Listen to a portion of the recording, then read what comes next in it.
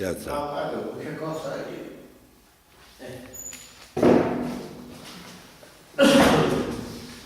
Vamos a llevar el pensamiento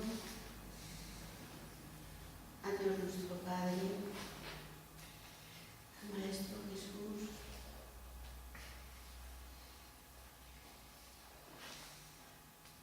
Vamos a dejar por un momento todas nuestras preocupaciones, todos nuestros problemas, y vamos a concentrar nuestro pensamiento nada más en el Divino Maestro Jesús y en Dios nuestro Padre, en un diálogo en el que intentamos acercarnos un poco más a ti, Señor, a través de la oración. Criaturas aún muy imperfectas, nos es imposible elevarnos si no es a través de la oración, Señor. Por eso, olvidándonos por unos instantes de nosotros mismos y de nuestros egoísmos, te damos gracias por todo lo que tenemos. Te damos gracias por la salud, por la enfermedad, por el trabajo, por el pan. Te damos gracias por todo lo que sale de nuestro bolso, que no es más que aquello que hemos ido tejiendo a lo largo de nuestro caminar.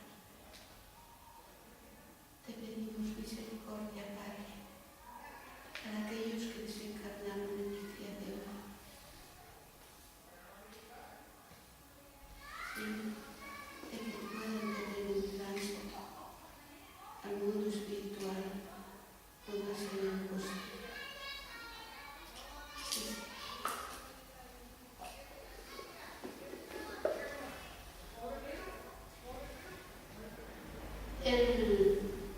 El tema que habíamos señalado para este domingo es la enfermedad más común en el siglo XXI. Nos referíamos a las enfermedades mentales. Las enfermedades mentales son las que más acechan al ser humano en el siglo XXI de la era humana. A cada día, nosotros en nuestro círculo de amistades, de amigos, de familiares, es raro aquella persona que no tiene algún caso de enfermedad mental entre sus conocidos, o incluso con frecuencia más de uno.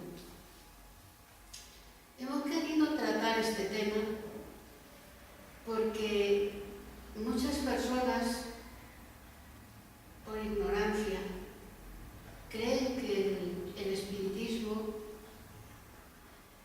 puede aumentar, por así decirlo, el número de personas que pierden la razón.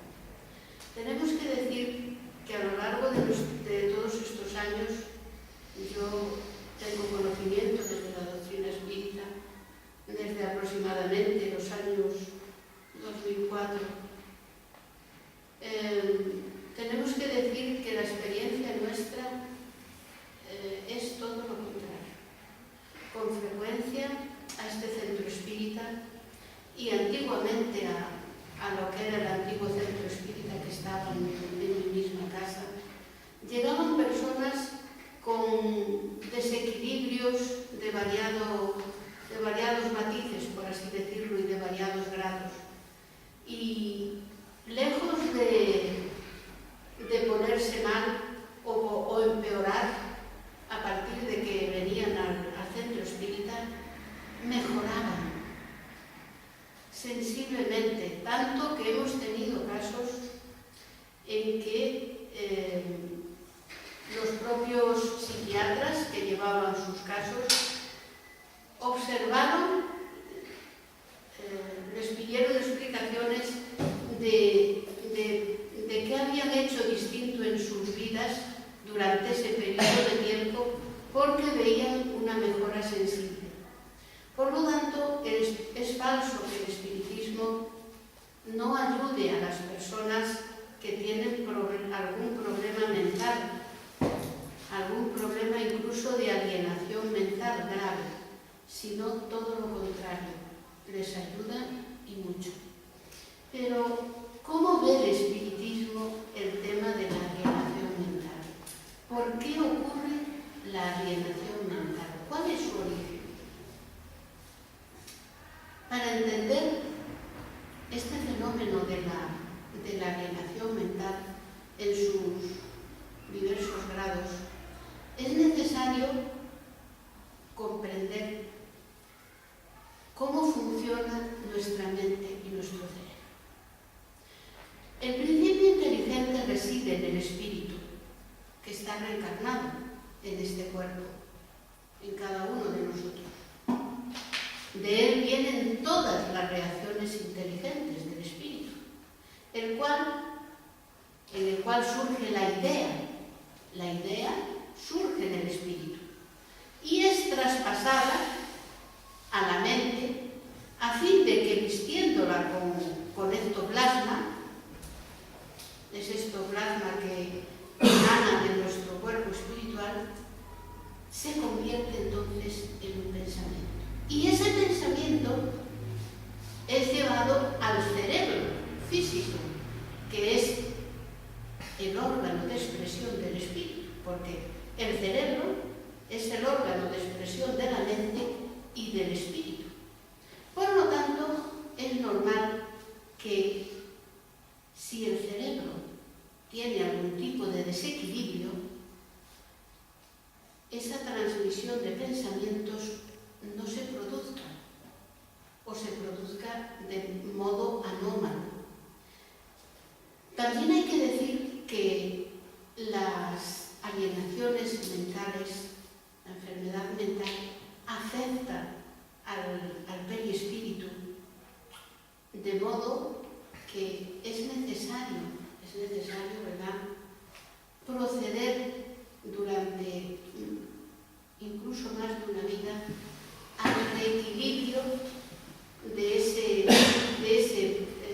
perispíritu nuestro, que se encuentra con secuelas de abusos cometidos, porque la espiritualidad, los espíritus superiores nos han informado en diversas obras espíritas que la locura, la alienación mental, como le queramos llamar, es resultado de un ser, de un hermano, de una hermana que ha abusado. Que ha abusado del trabajo, del sexo, de sus hermanos de camino, etcétera, etcétera, que ha caído en abusos. Ya veremos cómo funciona para comprenderlo mejor. Tenemos en nuestro cerebro físico, tenemos tres zonas diferenciadas. No es que tengamos tres cerebros, sino que en nuestro cerebro consta de tres regiones fundamentales. En primer lugar, tendríamos el sistema nervioso central, que es donde se van archivando todas las vivencias nuestras de otras vidas, todos los aprendizajes van archivándose ahí. Luego tenemos otra parte más central, que es el córtex cerebral, y en él vamos atendiendo a las necesidades presentes de cada vida. Por tanto, en el neocórtex atenderíamos al presente en cada vida. Y la última región frontal, la última región cerebral, está hacia la parte frontal nuestra son los lóbulos frontales y en esa zona atendemos a aquellas necesidades de orden superior nuestras. Por ejemplo, me voy a explicar, cuando oramos, cuando nos relajamos, estamos utilizando los lóbulos frontales. Cuando pensamos en lo que queremos ser de mayores, estamos utilizando los lóbulos frontales. Cuando estamos pensando en cómo nos gustaría ser en el futuro, estamos utilizando los lóbulos frontales. Cuando estamos trabajando, estamos utilizando el córtex cerebral. Cuando comemos, cuando atendemos a la necesidad de beber, de pasear, de nadar, de deporte, estamos utilizando el neocórtex. Cuando, sin embargo, los latidos de corazón, los latidos que da nuestro corazón, la digestión del estómago, aquellos impulsos automáticos, todos los impulsos automáticos, todo el funcionamiento del automatismo de nuestro cuerpo obedece precisamente al sistema nervioso central, porque, como nos indican los espíritus, todos vamos desde el átomo hasta el ángel o al arcángel. Entonces, ese principio espiritual rudimentario que fue depositado, si os acordáis, en aquel mar cálido que recorría la tierra, conforme nos indicaba André Luiz, Emmanuel y hasta en la Génesis, en Allan Kardec se deduce, que en ese mar cálido es depositada el principio espiritual, el cual va aprendiendo en las sucesivas vidas, en las sucesivas especies a las que se va aclimatando, va aprendiendo por repetición los distintos aprendizajes, hasta que llega al hombre. Entonces, todos esos aprendizajes están archivados, por así decirlo, en el sistema nervioso central. También están archivados en él nuestros errores, no solo los aprendizajes, sino se archivan también los errores. Nosotros, cuando terminamos una vida, todo se archiva cuidadosamente en el sistema nervioso central, para hasta la siguiente. Y ahí surge de nuevo. Por lo tanto, todos aquellos desequilibrios, todos aquellos anomalías que tengamos, van a ser heredadas por nuestro perispíritu, por nuestro espíritu y por ende por nuestro cuerpo en la vida siguiente, e incluso en las siguientes vidas. Pero volviendo a las tres zonas del cerebro, queremos hacer notar que el pasado, el presente y el futuro, por lo tanto, están presentes en nuestro cuerpo. El pasado lo tenemos presente a través de los impulsos automáticos en el sistema nervioso. El presente lo tenemos inscrito en nuestro neocórtex y el futuro está en los lóbulos frontales. Por lo tanto, presente, pasado y futuro conviven con nosotros en nuestro cerebro. Dicen los hermanos espirituales que es necesario utilizar esas tres regiones cerebrales en un perfecto equilibrio, o tratar de hacerlo lo más equilibradamente posible que podamos. Porque si nosotros, a consecuencia de nuestros pensamientos, de nuestras palabras y de nuestras acciones, estamos, ponemos nuestro cerebro preferentemente en uno de esas regiones con perjuicio para las otras dos, entonces se produce un desequilibrio que daría lugar a que apareciese ese desequilibrio, se reflejaría como enfermedad mental de mayor o menor grado.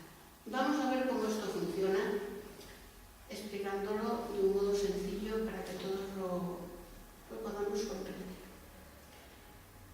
En ese archivo del pasado que constituye el sistema nervioso van a surgir nuestra forma de ser impulsiva, es decir, aquellas formas de ser nuestras que traemos por siglos acostumbrados a practicar errores por siglos van a seguir surgiendo.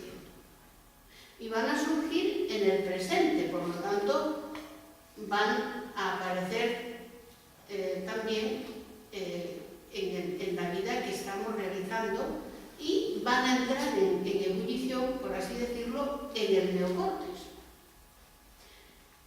Y del mismo modo, si no las cambiamos por la virtud correspondiente, van a invadir también la zona de los lóbulos, es decir, el futuro. De ahí se comprende que las inferioridades, o las malas tendencias nuestras, cuando no se corrigen, pasan de una vida para la otra, produciendo los desequilibrios oportunos. En el caso, por ejemplo, más conocido, imaginemos a alguien que en la vida presente solo se preocupa de la materia, nada más, de satisfacer sus sentidos, sus vicios y la materia. Estaría situando su mente preferentemente en el neocórtex cerebral, olvidándose de todo, del sistema nervioso central y también de los lóbulos frontales. Por lo tanto, el desequilibrio estaría servido. Esta persona, este hermano, esta hermana, llegaría un momento en que tendría que desencarnar y habría un gran desequilibrio para ella, porque ahí la vida material se termina. El único equipaje que llevamos para el mundo espiritual es nuestros aprendizajes que hemos realizado a través de la abnegación del trabajo y del sacrificio, y nada material podemos llevar para el más allá. Entonces, este hermano, esta hermana, nada tendría que llevarse para el más allá, y a todo a lo que dedicó absolutamente toda su vida, ya no podría estar junto a él, ya no sería suyo. Entonces parece lógico que no quiera despegarse de todo a lo cual dedicó su vida. Por lo tanto, se quedan aquí entre nosotros. Hay una gran multitud de espíritus que se quedan aquí entre los hombres en una realidad que ya no les corresponde, precisamente porque dedicaron su vida nada más a la materia y a satisfacer sus sentidos. Nunca pensaron en una vida más allá de esta vida. Nunca pensaron en ayudar a los demás carentes de todo principio moral. Se dedican única y exclusivamente a vivir y a disfrutar. Nada más, trabajo y disfrute. Y el desequilibrio, claro, está servido en ese punto. También aquellos hermanos que caen en los vicios, por ejemplo, la drogadicción, el alcoholismo, no así el tabaco. El tabaco es verdad que daña el cuerpo, pero no hemos tenido conocimiento de que por alguien fumar haya abandonado el trabajo, haya abandonado a sus hijos, haya caído en la delincuencia, ni nada de eso.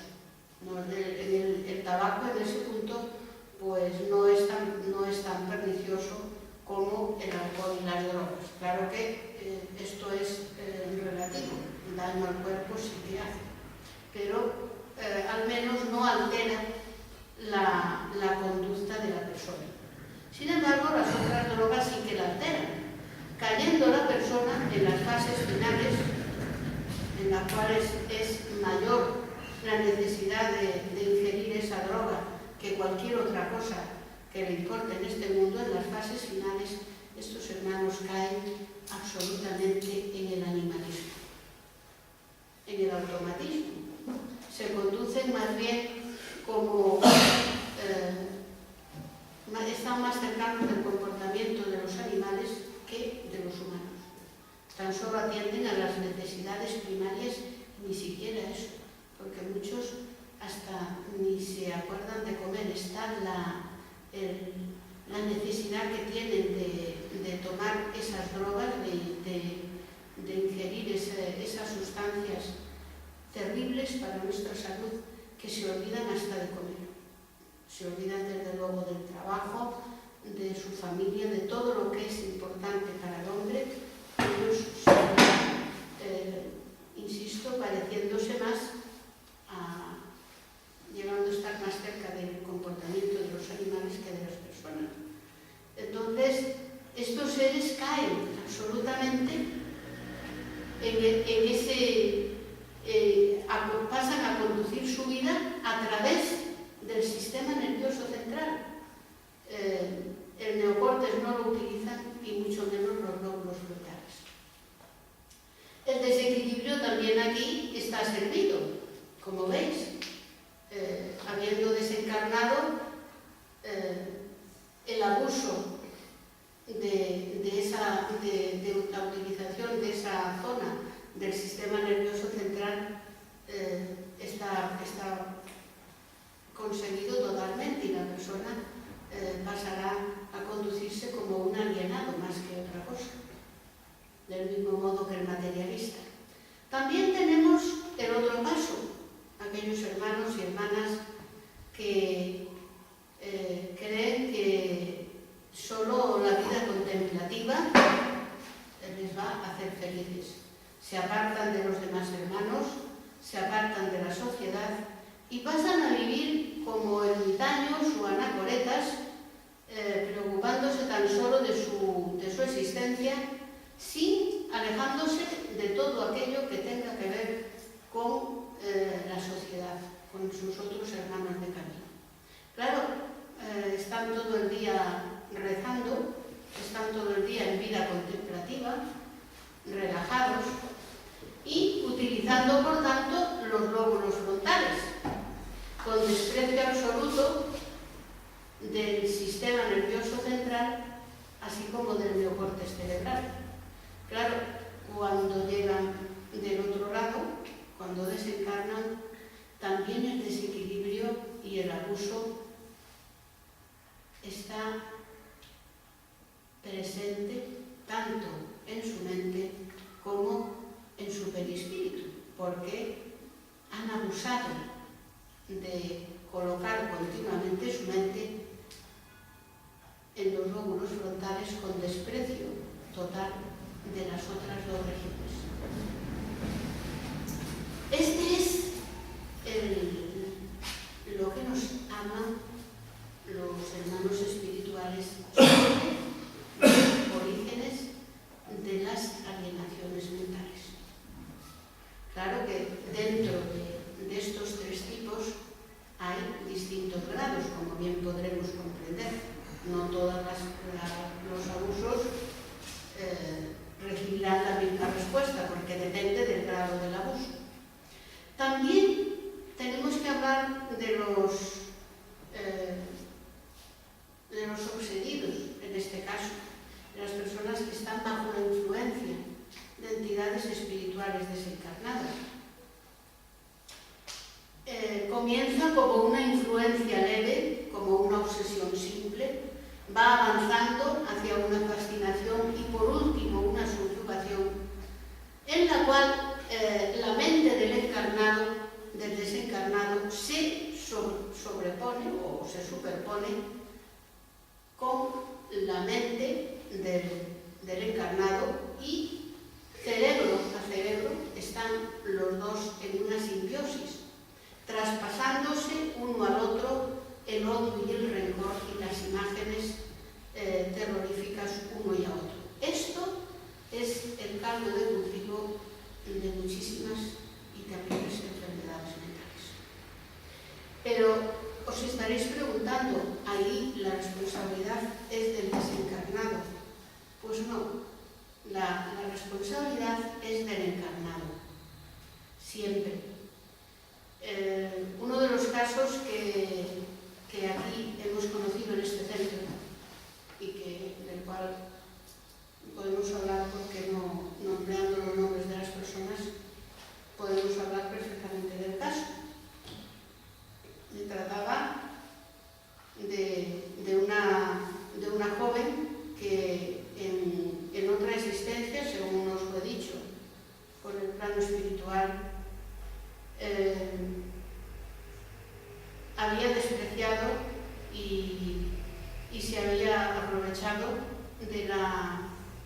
no solo del dinero y de las posesiones del que era su marido, sino que fuera de eso le había dado muerte en común acuerdo con el amante que ella tenía en aquella época. Claro, desencarnados estuvieron los tres enfrascados en el umbral durante muchísimo tiempo en una pelea violenta entre las tres entidades, y ella reencarnó, fue la primera que se arrepintió, reencarnó primero y lo hizo entre espíritus que habían también colaborado en ese drama en el pasado.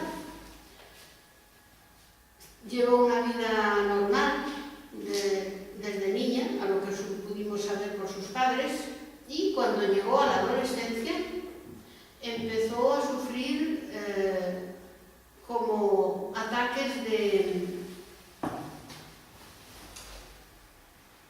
esta enfermedad de epilepsia. Eran como ataques epilépticos. De hecho, fue diagnosticada por un médico como ataques epilépticos. Sin embargo, durante esos ataques epilépticos, ella, que perdía el sentido, recordaba a alguien que la insultaba muy gravemente, que la llamaba asesina, ladrona, estafadora, durante esos ataques, insisto. Y además que veía a la entidad que de eso la acusaba.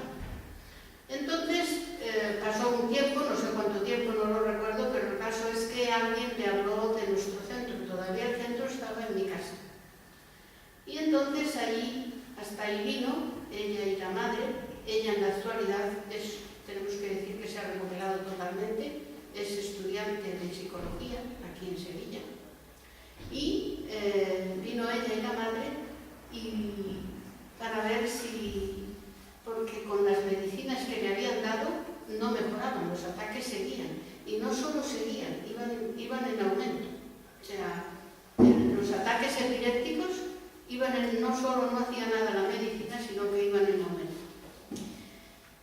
Bueno, a través del Evangelio, a través de la terapia de padres, pero sobre todo del Evangelio terapia, poco a poco esos ataques epilépticos, entre comillas, fueron espaciándose cada vez más, hasta que a lo largo de 2 o 3 años prácticamente desaparecieron. Y recuerdo que la muchacha estaba en el instituto y pudo volver al instituto a sus clases normales, cuando hacía, creo recordar, 2 o 3 años que no podía asistir normalmente al instituto, porque cuando salía de un ataque empezaba el siguiente. No había tregua y las medicinas no hacían nada, insisto. Aquí, en estos casos, lo que ocurre es que la entidad desencarnada ataca el perispíritu de la entidad encarnada, la que odia y contra la que tiene un título legítimo ante la ley, porque no nos olvidemos que sin un título legítimo ante la ley de Dios no podría realizar esos ataques, pero claro, como en otra época, pues se realizó por parte de ella ese gravísimo perjuicio, porque hay que tener en cuenta que es gravísimo. No nos echemos las manos a la cabeza, no estamos diciendo nada raro. Aquí en Sevilla tenemos un ejemplo bien claro. Aquí en nuestra ciudad, sin ir más lejos, ¿cuántas personas hemos pedido la condena, o han pedido, yo no la he pedido, pero cuántas personas no han pedido la condena del muchacho que se supone que mató a la muchacha esta? ¿Cuántas personas? De Marta del Castillo. ¿Cuántas personas no han pedido la condena de este hombre? Pero este hermano, si procedió a la muerte de esta muchacha, regresará en otra vida. Y como ella no le haya perdonado, ella podrá atacarle a su perispíritu, del mismo modo que esta entidad atacaba a la muchacha. Era la misma cosa. Y entonces, ahí lo comprendemos. Es decir, los criminales que la ley no alcanza, que la ley de los hombres no alcanza, les alcanza la ley de Dios sin duda. Y si no es en una vida, es en 18 vidas más tarde. Pero la justicia de Dios no falla. La justicia de los hombres sí, pero la de Dios no falla.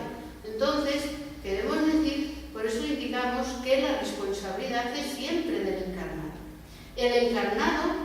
El reencarnado, mejor dicho, a pesar de haber cometido un error grave en el pasado, pues uno no, 200 o más, o 2200, pero ese error que hace que otro hermano no le perdone, tiene la libertad de que caminando recto y siguiendo la ley de Dios, esa entidad podrá estar ahí, pero no le alcanza.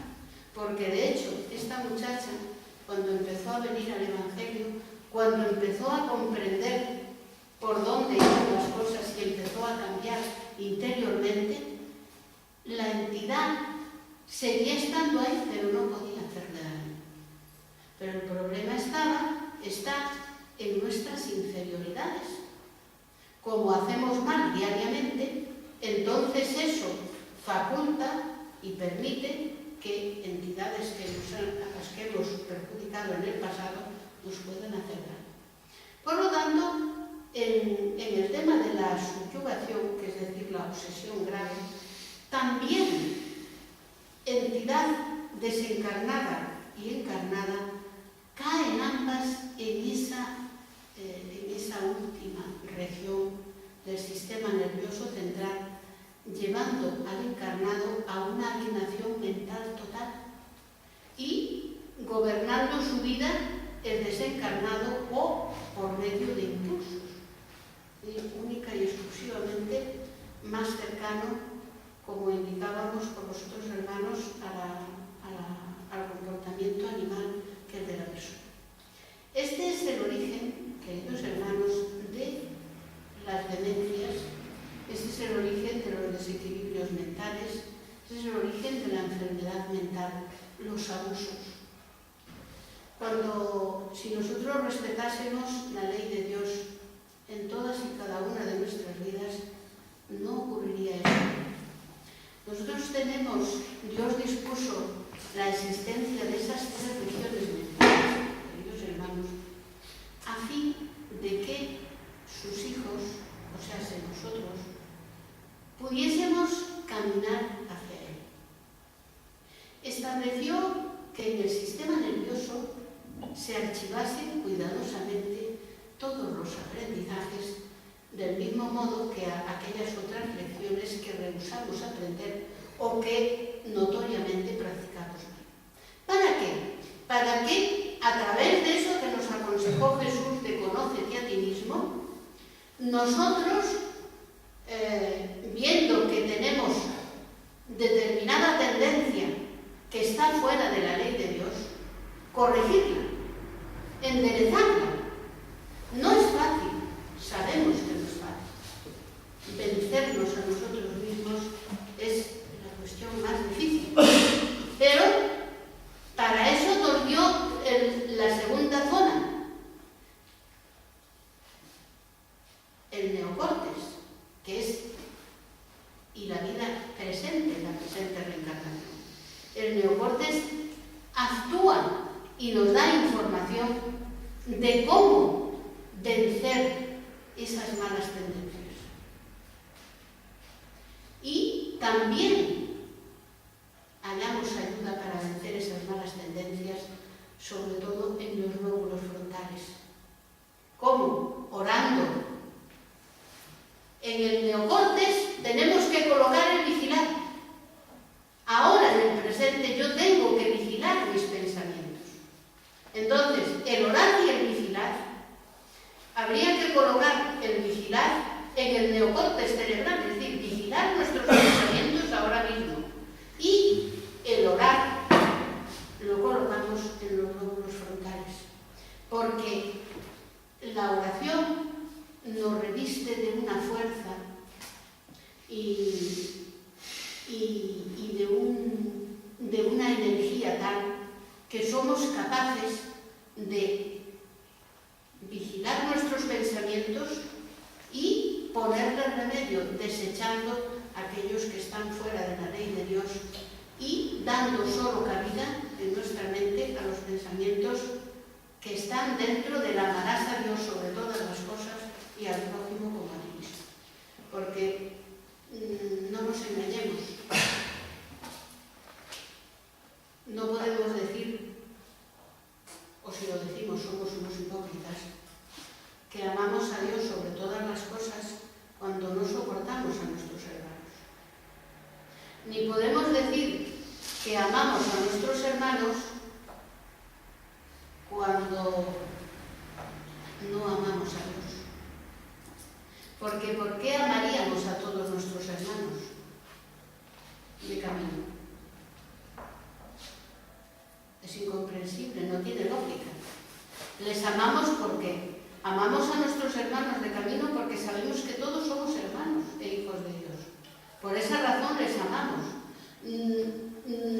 Si esa razón no existiese, amaríamos solo a aquellos que son nuestros amigos, que son afines a nosotros, porque el resto los odiaríamos como aún así hemos hecho. Entonces, tenemos que tener mucho cuidado en la vida presente de utilizar a cada momento esas tres regiones de nuestro cerebro, hermanos.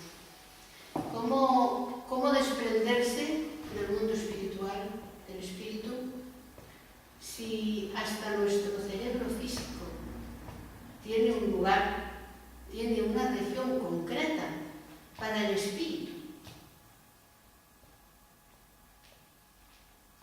Me voy a explicar.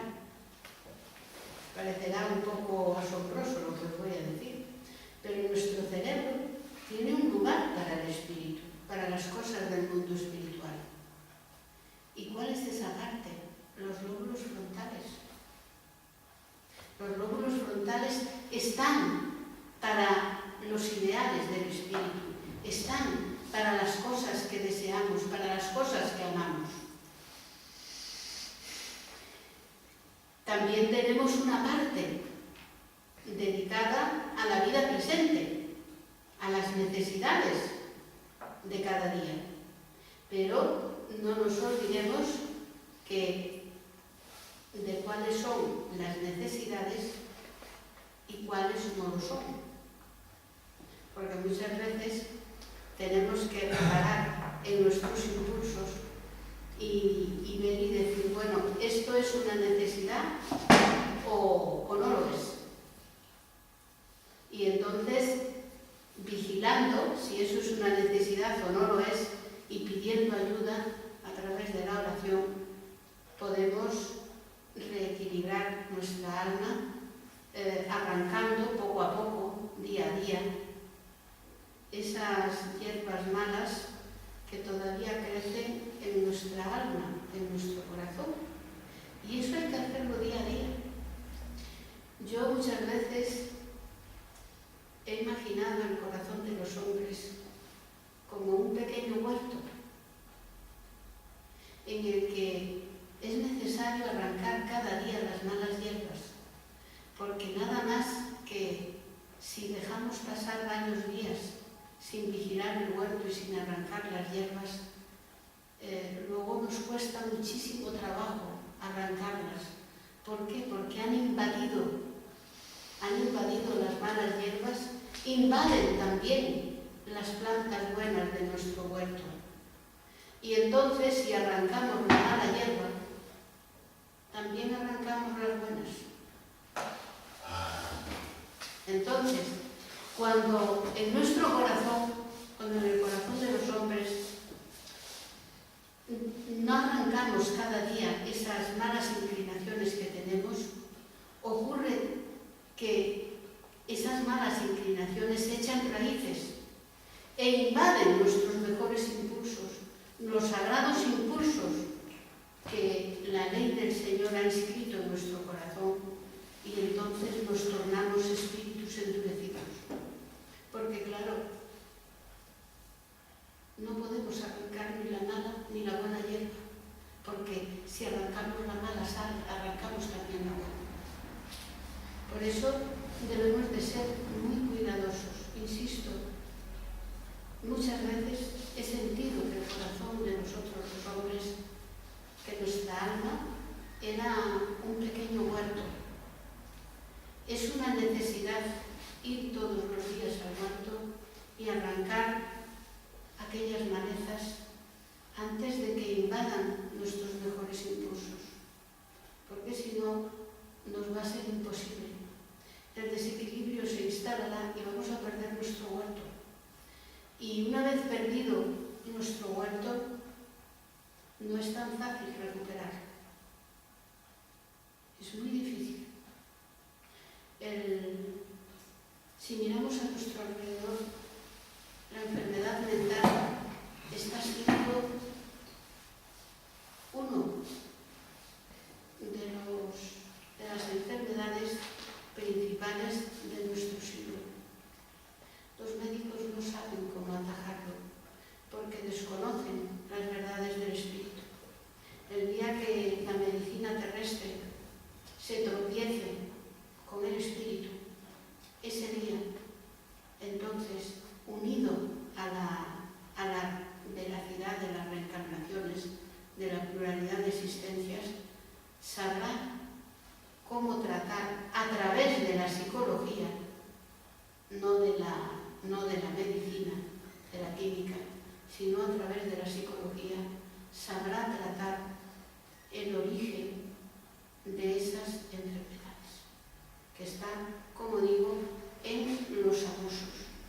Abusos, sobre todo los abusos del sexo, del poder. Nosotros abusamos siempre de las cosas más sagradas, y el Calderao, el instructor de André Luis, en el libro El mundo mayor, advierte que el loco, el demente, es alguien que abusó.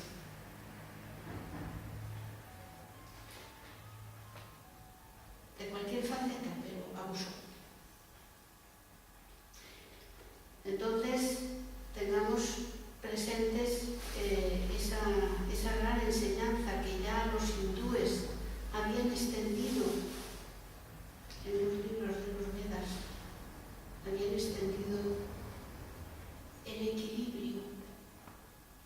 Ellos conocían ya la existencia, los hindúes, una de las civilizaciones más antiguas de nuestra tierra, de nuestro mundo.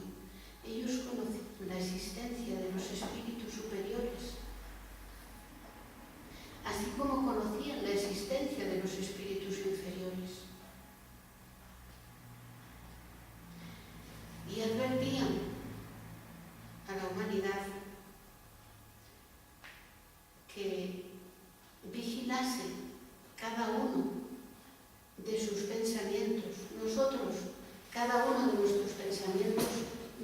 ser seguido o secundado por espíritus que piensan igual que nosotros. Entonces, a nosotros corresponde elegir qué tipo de espíritus tenemos a nuestro lado, si buenos o malos espíritus. No es a más nadie, corresponde a nosotros. Vamos a dejarlo aquí. En otra conferencia, no he querido entrar en ello, en otra conferencia trataremos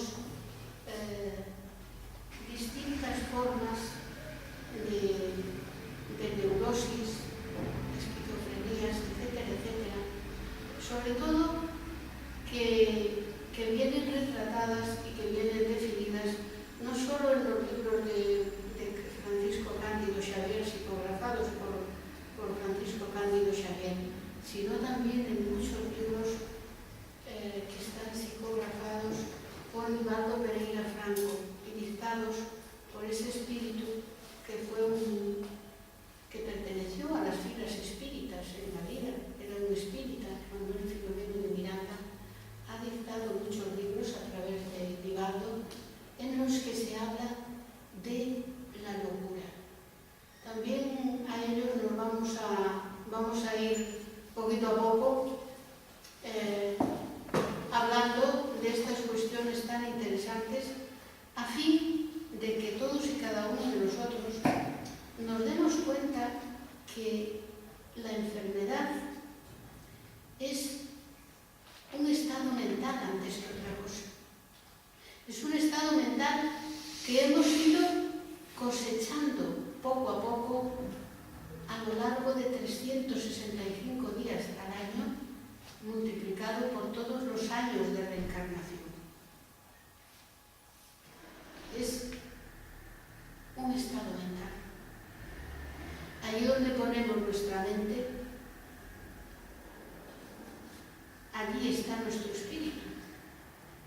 Y si nuestra mente la ponemos en el barro, en el lodo, y nos damos vueltas en el barro y en el lodo como los cerdos, pues estamos envolviendo nuestro espíritu en barro y lodo. Y insisto en que luego no es fácil lavar.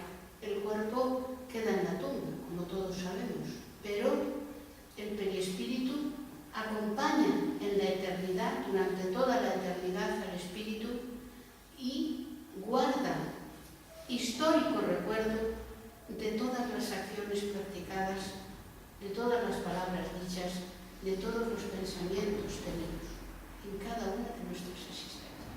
Por lo tanto, es por ese motivo que nadie puede engañar a la ley, porque todo está perfectamente archivado. Por eso los místicos decían que Dios todo lo veía y todo lo sabía. Nosotros no dudamos, yo no dudo de que Dios todo lo sabe y todo lo puede ver. De verdad que no lo dudo. Sé que es así. Pero tenemos que decir que aunque Dios no lo viese todo, con mirar nuestro perispíritu, tendría respuesta a cualquier pregunta que sobre nosotros quisiese hacer. Es por esto, por este mismo motivo, es que los espíritus, aunque sean los inferiores, nos conocen a veces mejor que nosotros mismos y conocen nuestros fallos. ¿Por qué?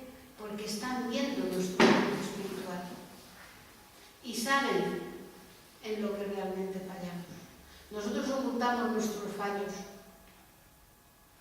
hipócritamente, pero los espíritus los ven. Por eso nos conocen mejor. Porque nosotros nos negamos a conocernos a nosotros mismos. Nosotros somos maravillosos.